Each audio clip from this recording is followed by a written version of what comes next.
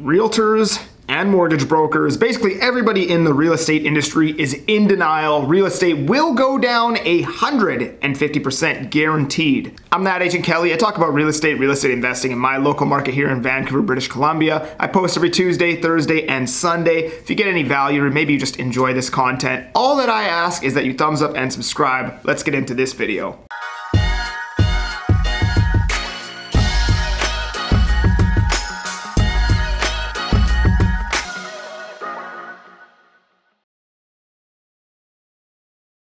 All right, so all over YouTube, Instagram, TikTok, everywhere, I'm seeing all these content creators talking about how realtors and mortgage brokers and all these people that own brokerage, whatever. Anybody in the real estate industry right now is in denial about how bad real estate is going to get. And I agree and I disagree, right? And the reason why I agree and I disagree is that I do hear some realtors and some mortgage brokers talking about the market cannot crash. It's impossible. It will never crash.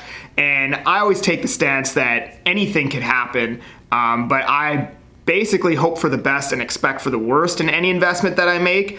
But I would never go on record and say that a crash is impossible. A complete financial meltdown is impossible because, it's just, they pretty much are inevitable. They have to happen at some point. It's just when, right?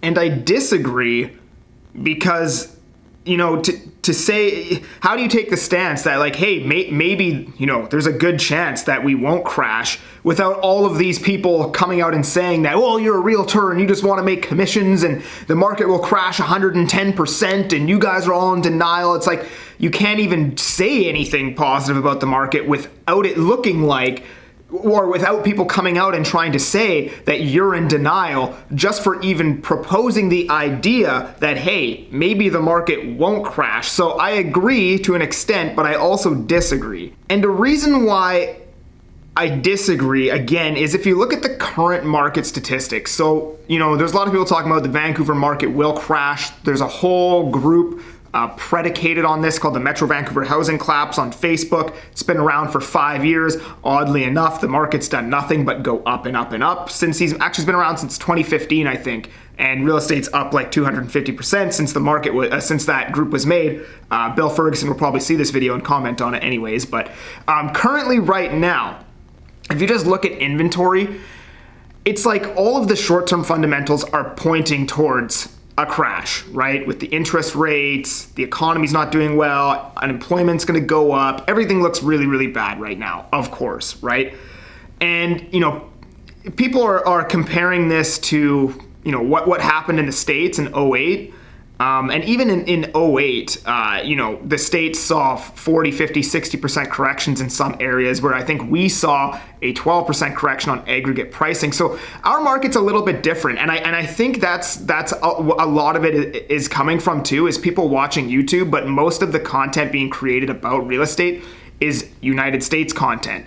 Their market's a lot different than ours. Their inventory's higher. Stuff is sitting on the market for longer, so on and so forth. Whereas you look at the Vancouver real estate market right now, historically, we've needed about 18,000 listings in the Real Estate Board of Greater Vancouver to substantially push down prices and what's the word I'm looking for? To sustainably push down prices. And currently right now, we're at about 9,500 listings. So we're about half of what is necessary. And if you compare 2008 to right now, in 2008, we had nearly 21,000 listings in the Real Estate Board of Greater Vancouver, and that only brought down prices 12%. Today, we're at 9,500. One thing that I see them talking a lot about on the news is that, sales are down 46% or whatever the number is. That statistic is completely meaningless. The only way to properly quantify that statistic is to line up the amount of sales happening with the amount of inventory that's on the market, and that'll give you an accurate gauge with what's happening in the market right now. And that's called your sales to actives listing ratio. Just saying one or the other is meaningless, right? Because I could say, oh, inventory is extremely scarce and blah, blah, blah, blah, blah, but if 2 homes sold that month, and that's 2% of the homes available, then we're in a really bad market. right? Whereas I could say, oh, sales are through the roof and blah, blah, blah, blah. But if inventory is extremely high, then we're still in a really bad market. So you can't just look at sales being down. You have to compare it to the available inventory. And currently right now, let's talk about this sales to active listing ratio. Burnaby townhomes are selling at 36%. Strong sellers market. Burnaby condos, 27%, strong sellers market. Coquitlam condos, 39%. Townhomes, 40%.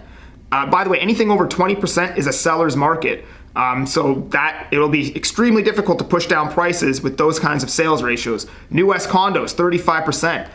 Across the entire real estate board of Greater Vancouver, townhomes are at 23% and condos are at 24%. So although I do agree that everything looks bad with interest rates and all of these things, and I would never go on record and say that we're not due for something catastrophic, but the inventory and the sales ratios and everything kind of points to stabilized pricing, at least in the real estate board of Greater Vancouver. And that's why we actually saw an uptick in prices in the month of October across a lot of sub areas and cities. So are realtors in denial? Well, I think that you are if you come out and say that a crash is impossible.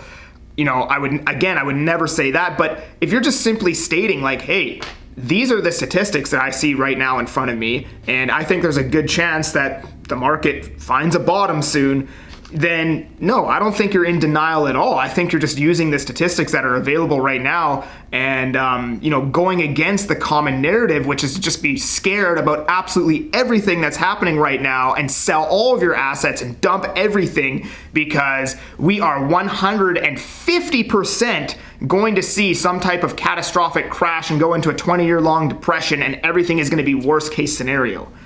Usually the answer is somewhere in between. So anyways, that's my take on it. Thought I'd share with you guys some of the statistics going on in the market right now. And are realtors in denial? I don't know. Maybe some of them. See you guys on the next one.